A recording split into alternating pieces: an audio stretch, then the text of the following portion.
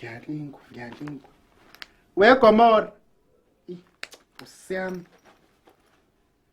Wegomora uthe uyaphuma wakho namhlanje. Uyabona ukhuliwe ngempela. Ngalingwa mina ngokhuliwe ngalingwa. Sengizonikela ngani ke mina esontweni mase tshotshwa imali yami. Bengino 100 rand ohlukene lawo 50 rand ababili abasekho. Hayi. Awubanike nalo. Gomora nkosami nawe ugqoke phela bakuthi sizobalethe esontweni. Uzohamba wedwa ngoba usile ekhanda. Iwe ma. Sawubona wamakhulu. Yebo masibisi. Njani Ntombi? Hayibo. Nayibona ijabulisa inhliziyo yomuzwa omuhle. Ngani manje? Wamuhle esontweni. No, hayi ngithanga ngivuke namhlanje ngithanga. Oh, wenze kahle sisozwa omuhle. Hayibo, lalela. Mina ngithi ngiyazidlulela phela lana. Bengazi ukuthi uzoya esontweni. Sengijabulisa sisayise samsana. Ngithi ngiyazidlulela la ngithunywe uMantuli. Uthengana yakwethu angikwazisa ukuthi uwena wedwa osowusele ebantwana abamshayelayo kulenyanga. Manje ubona kudlula izinsuku ezimbili ungaveli. Manje bese sangikukhumbuze ke ukuthi kulenyanga wena wedwa usebemshayelela ngitazi nje kufanele simshayele ngesingolesini. So ubona kudlula ehlanu umgqibelo. Ungaveli usethi mase ngikubona ngikutshela.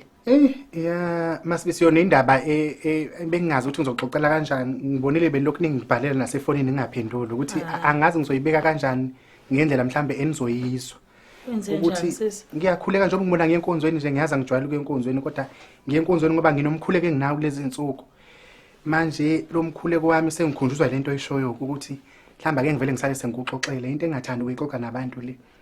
Ukuthi bengilokhu ngikhuleka nje kulezi insuku uma wengcwele wangibulela nje indaba ukuthi ake ngihlukane nalento eyitokufela. Hawu ngasabathe wakhuluma umuntu kumina masibisi uyangizwani wakhuluma umuntu wathi nje hlukana nendaba eyitokufela. Sabathe ngiyakhuleka ngisabathe ngiyabuza kungani Nkosi wathi wahlukana nezitokufela. Hlukana sengiyekile ke sisi njengoba ngibona ngakhokhile ngoba kukuthi mhlamba imali anginayo kanjani. Ileyo nto nje nje umkhuleko wami nje ubuye nalonto. Ngibuye nalonto imkhuleko ukuthi kuthiwa nje angihlukane nezitokufela.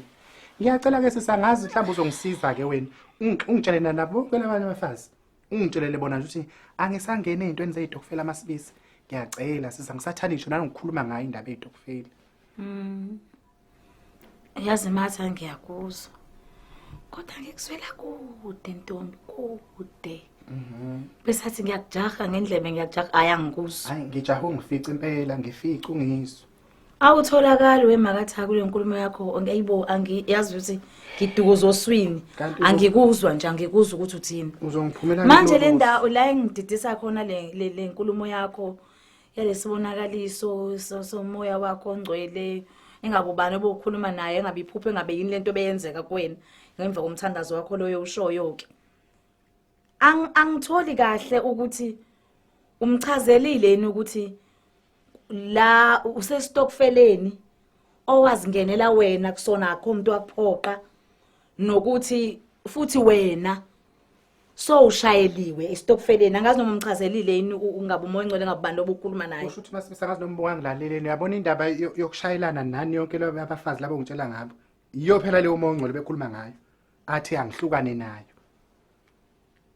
angazi ke masibisa noma uthi angiyeke ukukholwa ke angazi iyeke lento yakho yokuqambela umoya ngcwele amanga sisibuye ikolo phuma kuyona uyezwana uma nje uvathe ngisho ukuvatha uzishaye zaphelele isivatho zazo zawuthi nciphe phezulu kodwa usaqhubeka ukukhuluma amanga phasi kwekhala lakho ufake isivatho makatha uyokuphendula unge kodwa amangani la wakhuluma lokuqambela umoya ngcwele amanga masibisi hayi ungangibisi ngithi mina khipha imali kaMantuli kuphela into engiyifuna kuwena masibisi ufuna ngenze njani khipha imali kaMantuli ulwa nomoya ngcwele wena uba loyo ulwa nomoya ngcwele unawo nomoya ngcwele uyawazi umoya ngcwele matha iwe ngani ngiyakutshela nje masibisi and masibisi ngiyacela singahelizisani sisi uyamona lo moya wakho ongcwele wakho oyindlela yakho oyisigebengu njengawo akekho umuntu ozobekezelela le emhlabeni ngoba sizuqolo wena usushayeli westokfeleni sefana ushayela abanye abantu estokfeleni usuthi wena umoya ngcwele uthi ungasasidlala istokfela ukhohlakaliswa yini umdala kangaka masibisi hayi baloko ngibisi yabona njengoba ngikhuleka akufanele ukuthi ngilokhu ngiphendulana nabantu wemkhuleki khipha imali kaMantuli nanje into ekufanele uyenze kuphela Ngizokushiya ngeke ngisahambisana nawo ngoba yabona manje Masibisi. umoya wami angifuni ukuthi ngifike lapha enkonzweni sovolo unakele ngoba sizohamba sixabana yonke indlela le. Lalela-ke. Singaphumi kanjalo kufanele senze njalo Masibisi siye enkonzweni asilo kuyolwa lapha. Ingakho ngingafuni ukuhamba nawe. Lalela-ke. Sisi mina angilwe nje mina. Angiphakamisi nanezwe ngichazela kahle. Khokha phela. Wemkhokhe nithi ngiyakuchazela kanti uzwa kanjani wena? Uma ngisuke ngikhuleka Masibisi akufanele ngiphakamise izwi noma ngiqophisane nomuntu ngoba ulimi lami liyahlala. Yahlaba ulimi ngizokulimaza kabi ngolimi. Oh, uyayibona nale ukuthi noloyimo ohlabayo. Eh. Uyikhulekele ke le nto yalolimi lakho ohlabayo uyikhona. Uyikhulekele kakhulu ke leyo. Ufaste nokufasta. Lalela-ke sicela senze kanje ngoba ngiye enkonzweni mina uyangibambezela waye manje soze sifike late. Ngicela nje ukuthi sivele sikhuleke sisi ebese siphuma kahle sambe senkonzweni. Ngikhulekile kaNdlovu. Ngicela ukuhamba uzongifica.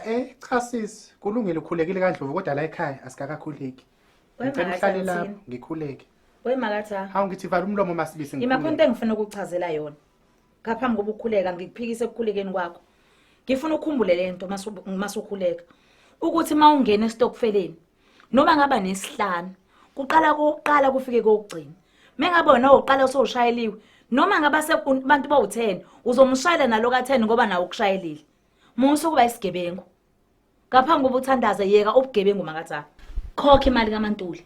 Wemkhokheli. Ngicela uvala amehlo lawo. Amaqhamzana lawo. Uvala umlomo uphakamise izandla. Sikhuleke sambe senkonzweni. Hawu. Awungifazi ibonene lothanda imali ngavala amehlo. Hayibo. Nkosi, ngiyabonga simakade. Sesiphuma ke Nkosi sesiyokhonza.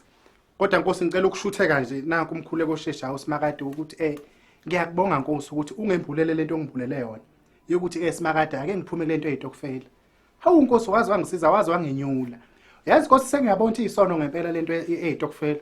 Ngoba nabafazi bakhona bafika sebekhipha amehlo, sebebhavumula Nkosi seba amagovu mase befuna le mali yakho. Isono nje, isono ngandlela zonke.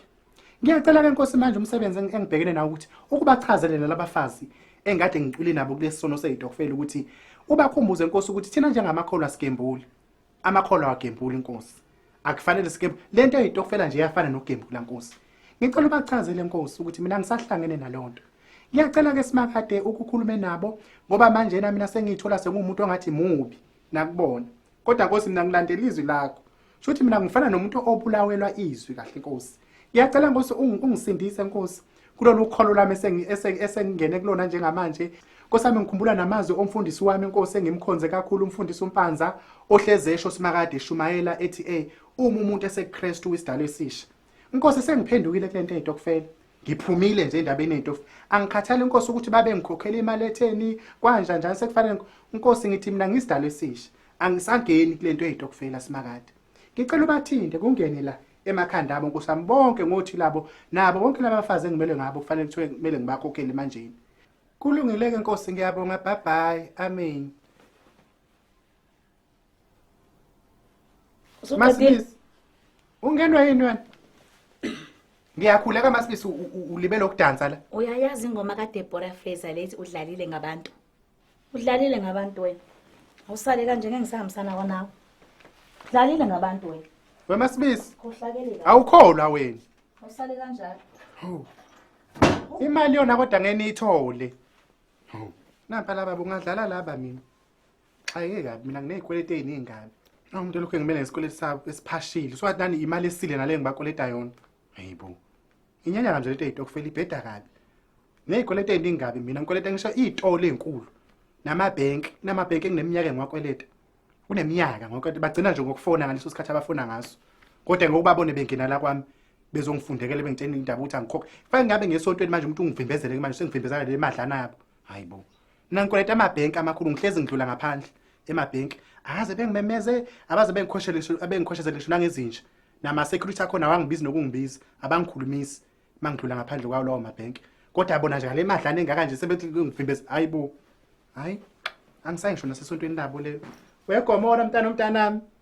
Salusugumula ke lapha sayi kwakuya ke mawufuna ukuzwa wedwa mina ngisayi lapha. Abayibodwa nje uMasibisi esontweni labo lelo. Ngaphela kuyacaca vele ukuthi bawukhuluma ngami ke namhlanje. Akho ntshumayelo ke namhlanje kuyoshunyalwa ngami. Yimbo.